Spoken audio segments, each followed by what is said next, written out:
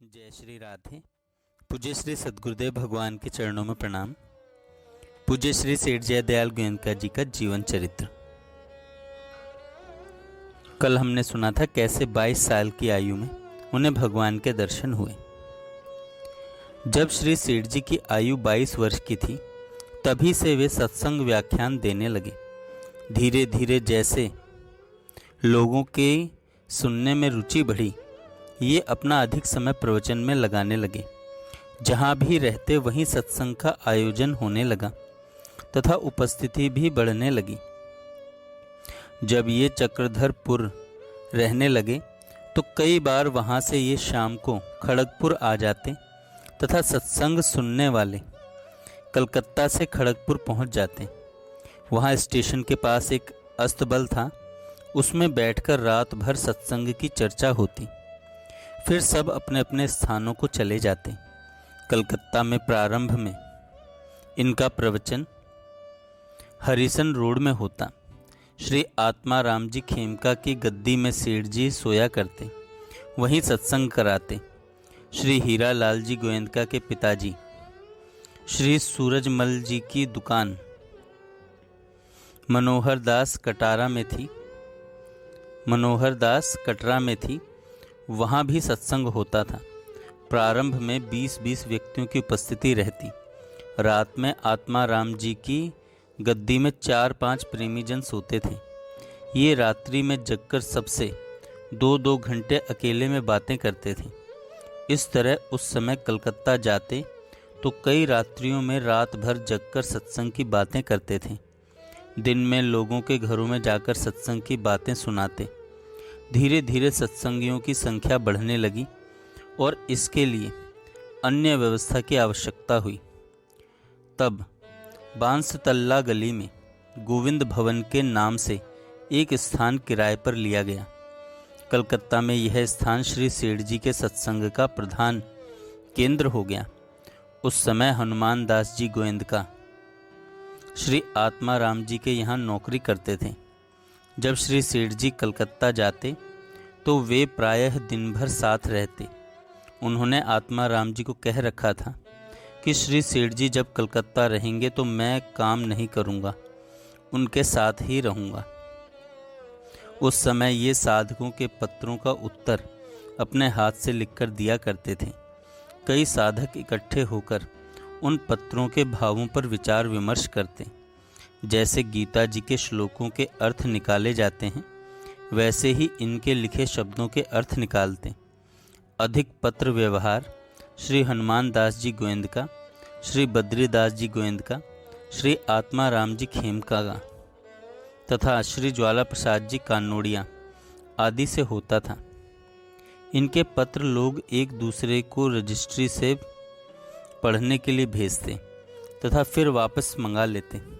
उस समय लोगों की श्रद्धा बहुत थी।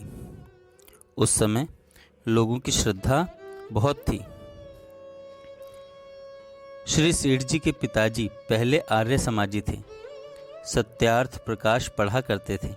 उन्होंने सेठ जी को सत्यार्थ प्रकाश पढ़ने की प्रेरणा दी। सेठ जी को सत्यार्थ प्रकाश की युक्तियां नहीं जची। वे सनातन धर्म को ही अपना धर्म मानते थे एवं बचपन में ही घर के पास स्थित शिव मंदिर में बैठकर योग वशिष्ठ इत्यादि का अध्ययन किया करते थे। बाद में जब पिताजी ने श्री सेठ जी की सत्संग की बातें सुनी तथा इनका प्रभाव देखा तो उससे बहुत प्रभावित हुए तथा इनमें श्रद्धा हो गई। अपनी पत्नी से कहते थे कि इसको पुत्र नहीं मानो, यह अपने घर में अवतार है। सेठ जी बताया करते थे कि उनके जैसी श्रद्धा बहुत कम व्यक्तियों की थी। सेठ जी से प्रभावित होकर हरे राम मंत्र का जप करने लगे पूज्य श्री सेठ जी के पिताजी। इनके सत्संग आदि के प्रचार से उनकी श्रद्धा बहुत बढ़ी। एक बार बहुत बीमार हुए तो इनसे पूछा कि मेरा शरीर रहेगा या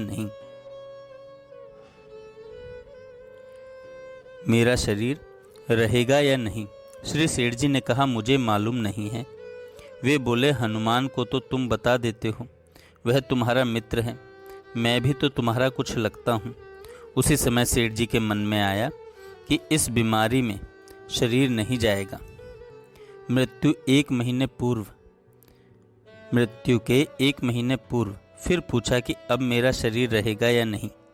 सेठ जी ने कहा, बताने से कोई लाभ नहीं है। यदि मैं कहूँगा कि नहीं रहेगा तो हम लोगों का सेवा भाव कम हो जाएगा कि इनका शरीर तो जाने वाला है ही। यदि मैं कह दूंगा कि अभी नहीं जाएगा तो भी सेवा भाव कम हो जाएगा कि शरीर जाने वाला तो है नहीं, इसलिए बताने में लाभ नहीं है। जब इन्होंने नहीं बताया तो इनकी माँ से उन्होंने कहा कि तुम पूछो, मुझे तो बताता नहीं। इनकी माँ ने 2-3 बार इनसे अलग से पूछा कि तुम्हारे पिताजी बार बार पूछते हैं। फिर पिताजी ने पूछा तो इन्होंने कह दिया, आपका शरीर बचता नहीं लगता। मृत्यु के 1 दिन पहले रात्रि में पिताजी सोए नहीं। बोले कि सोते समय कहीं प्राण न निकल जाएं। इन्होंने कहा, आप सो जाइए। वे बोले, तुम गारंटी लो तो मैं सो सकता हूँ। इनके कहने पर सो गए। दूसरे दिन प्रातःकाल उठे तो इन्होंने कहा, आज आपका शरीर जा सकता है, आज नींद मत लीजिएगा, आज मेरी गारंटी नहीं है। उनको जमीन पर सुला दिया गया। उनको इतना आनंद और मुग्धता थी कि जिसका वर्णन नहीं हो सकता। मृत्यु से पहले सेठ जी माँ को बोले कि इसे अपना लड़का नहीं मानना, इसे अवतार मानना। उनके मामा श्री नारमल जी बाजोरिया को बोले, इसे भांजा मत मानिए, इसने अपने घर में अवतार लिया है, अपने लोगों का उद्धार हो जाएगा। पहले दिन से ही अवर्णनीय प्रसन्नता थी। श्री घनश्याम दास जी जालान अपने पिता का कहना न मानते तो श्री सेठ जी के पिताजी उनसे कहते, तुम इसका संग करते हो पर न इसकी बात मानते हो और न इसका अनुकरण करते हो, फिर संग करने से क्या लाभ हुआ। श्री हीरालाल जी गोविंद सेठ जी के सत्संग में निकट के साथी थे, बहुत श्रद्धा थी। उनसे भी उनके पिताजी श्री सूरजमल जी की अधिक श्रद्धा थी। वे लोगों को बुला बुलाकर सेठ जी के प्रभाव गुणों की प्रशंसा करते तथा उन्हें सत्संग में लगाते। सेठ जी उनसे कहते, आप मेरी प्रशंसा न किया करें। वे उत्तर देते, आपकी और सब बात मान लेंगे, केवल यह एक बात नहीं मानेंगे। उनकी मृत्यु के 4-5 घंटे पूर्व सेठ जी उनके पास बैठे थे, भगवान की बातें सुना रहे थे। उनको विष्णु भगवान का चित्र दिखाया और बोले कि भगवान के दर्शन करिए। वे बोले, यह तो चित्र है। तब श्री सेठ जी ने अपना चश्मा उतार कर उनको लगा दिया और बोले, अब देखिए। चश्मा लगने पर बोले, अब दर्शन हो रहे हैं, अब दर्शन हो रहे हैं। श्री झाबर मलजी सिंघानिया पुरुलिया में थे। उनको प्लेग की बीमारी हो गई और डॉक्टर ने जवाब दे दिया। श्री सेठ जी उस समय चूरू में थे। उनके पिताजी का स्वास्थ्य ठीक नहीं था। झाबरमल जी ने सेठ जी को बुलाने का तार भेज दिया कि तुमसे मिलने की इच्छा है, स्थिति चिंताजनक है। श्री सेठ जी ने तार पिताजी को सुनाया। पिताजी कटाक्ष से बोले, जाना ही चाहिए, तुम्हारा मित्र है। सेठ जी ने तार पिताजी को सुनाया। पिताजी कटाक्ष से बोले, जाना ही चाहिए, तुम्हारा मित्र है। सेठ जी ने कहा, मैं जाने की बात नहीं कहता हूँ। सेठ जी ने कहा, मैं जाने की बात नहीं कहता हूँ। पिताजी बोले, तब मुझे तार सुनाने की ज़रूरत क्या थी। फिर सेठ जी नहीं गए। बाद में झाबरमल जी ने बताया कि तार देने के बाद उन्होंने देखा कि यमदूत आए हैं। फिर देखा सेठ जी आ रहे हैं तथा उनके साथ श्री भगवान भी हैं। उनको देखते ही यम के दूत भाग गए। वे ठीक हो गए।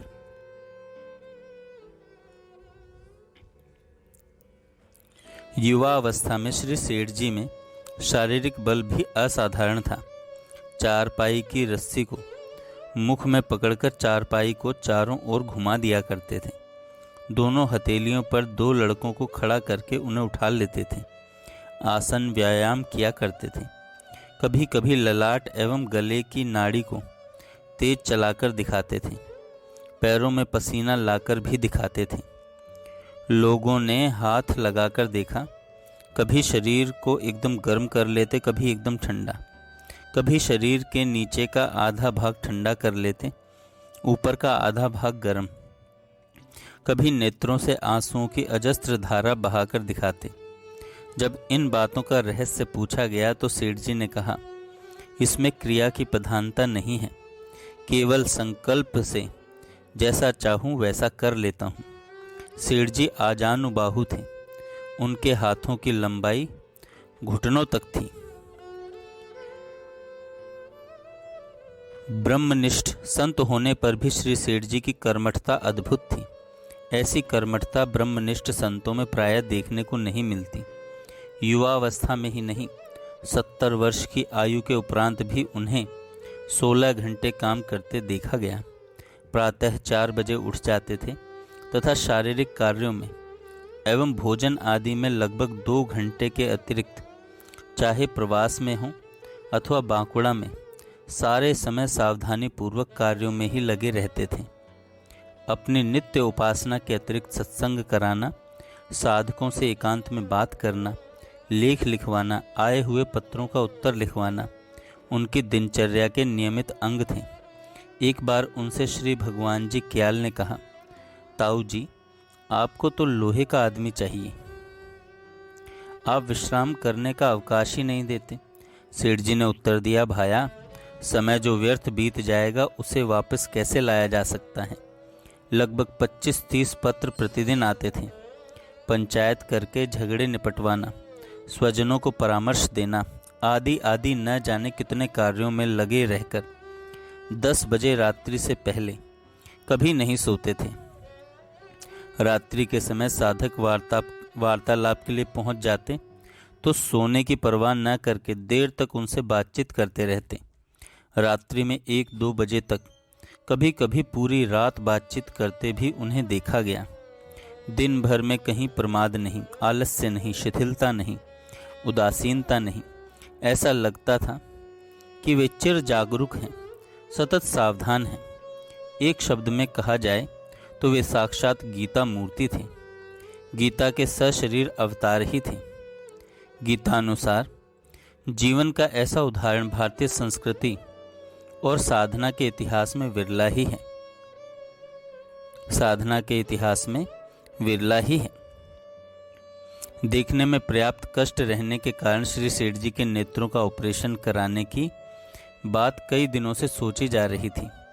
अंत तो गत्वा भाई जी के परामर्श से भिवानी जाकर वहां के नेत्र विशेषज्ञ से ऑपरेशन कराने का निश्चय किया गया।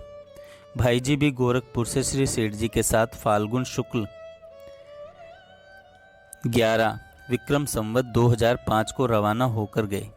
रास्ते में दिल्ली में सेठ जी ने हिंदू कोड बिल के विरोध में प्रवचन दिया। भिवानी में भाई जी की उपस्थिति में सेठ जी के नेत्रों का ऑपरेशन हुआ। बाढ़ एवं अकाल के समय गोरखपुर क्षेत्र में प्रायः गीता प्रेस की ओर से सहायता का कार्य होता था। श्री सेठ जी भी उस समय वहां थे, अतः भाई जी के साथ वे स्वयं भी जीप में गांव-गांव में भ्रमण करके अकाल पीड़ितों की अन्न वस्त्र से अपने हाथों से सेवा करते थे।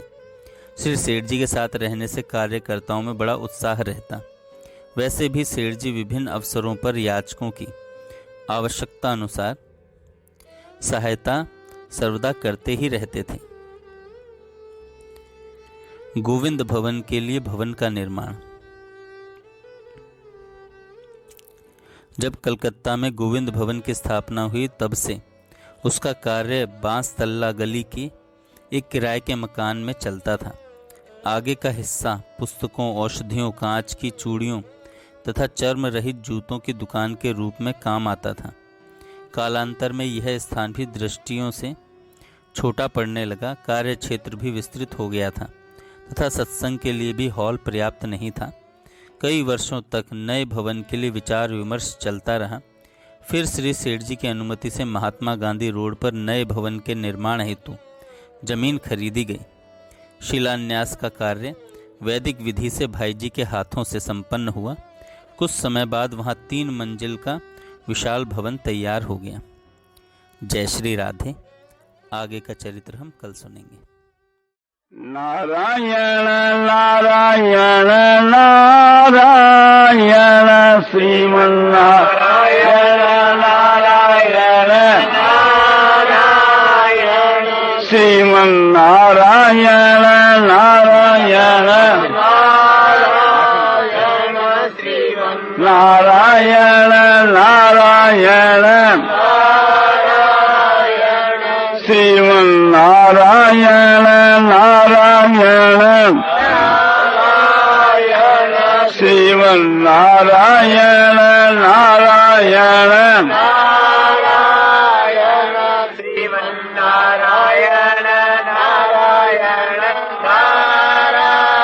आनंद आनंद आनंद आनंद आनंद आनंद परमानंद महानंद पूर्णानंद अपारानंद शांतानंद घनानंद अचलानंद ध्रुवानंद नित्यानंद समानंद बोधस्वरूपानंद ज्ञानस्वरूपानंद महानंद अतंतानंद।